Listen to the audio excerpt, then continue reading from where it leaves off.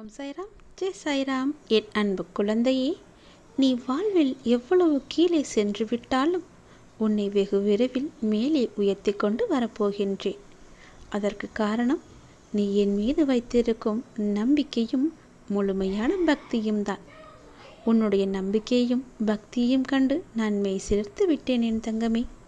எந்த இக்கட்டான சூழ்நிலை வந்தாலும் என் அப்பா எனக்காக வருவார் என்று நீ ஒவ்வொரு நாளும் காத்திருந்தாய் அல்லவா? ஒரு அண்ணனாக என் கூட வருவார், குருவாக என்னை உபதேசிப்பார், தந்தையாக என் பக்கத்திலேயே இருந்து நல்லது கெட்டதுகளை எல்லாம் சொல்லித் தருவார் என்று எனக்காக நீ காத்திருந்தாய் அல்லவா? உன்னை நான் எப்படி கைவிடுவேன்? உன்னை கைப்பிடித்து மேலே உயர்த்தப் போகின்றேன். உன்னுடைய வாழ்வை மாற்றி காமிக்கப் போகின்றேன். உன்னுடைய நம்பிக்கை வீண் போகாது. உன் நம்பிக்கையை காப்பாற்ற நான் இருக்கின்றேன். நீ எப்போதும் மகிழ்ச்சியாகவே இருப்பாய். நிச்சயம் உன்னுடைய வாழ்வில் நீ உயர்ந்து சிகரத்தை தொடதான் போகின்றாய். உன்னை யாரெல்லாம் வேண்டாம் என்று ஒதுக்கி தள்ளினார்களோ, இவன் எங்கே மேலே உயர்ந்து வந்து விடுவான் என்று பயந்து உன்னை தள்ளி வைத்து விடார்களோ, அவர்களை கண்டு நீ பயப்படாதே. உன்னை உதாசீனம் செய்தவர்களுக்கு முன்னால் நீ ஓங்கி நிற்கப் போகிறாய். உயர்ந்து வாழ்ந்து காமிக்கப் போகின்றாய். அவர்களே உன்னை பார்த்து வியக்கும் அளவுக்கு உன்னை நான் வாழ்க்கையில் உயர்த்தி காமிக்கப் போகின்றேன். அங்கு சிகரத்தை நீ தொட்டு எல்லோருக்கும் நிழலாக நீ இருக்கப் போகின்றாய். உன்னுடைய வாழ்க்கையை நான் கரம் பற்றி விட்டேன். நான் கரம் பற்றிய பிறகு உன் வாழ்க்கையை பற்றிய பயம் உனக்கு எதற்கு?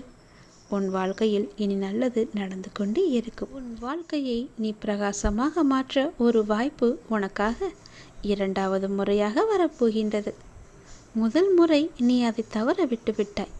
அது உன்னிடம் வந்தது. அதை நீ கைப்பற்றி வைத்திருந்தாய். இருந்தாலும் உன் கை தட்டுவிட்டு வேறொருவர் அதை பறித்து கொண்டு சென்று விட்டார். உன்னை அறியாமலேயே நீ தவற விட்டு விட்டாய். அதற்காக நீ கண்ணீர் வடித்ததும் நீ இன்னும் அதை மறக்கவில்லை என்பதும் எனக்கு தெரியும். ஆனால் இந்த முறை நீ நிச்சயமாக தவறவிட மாட்டாய்.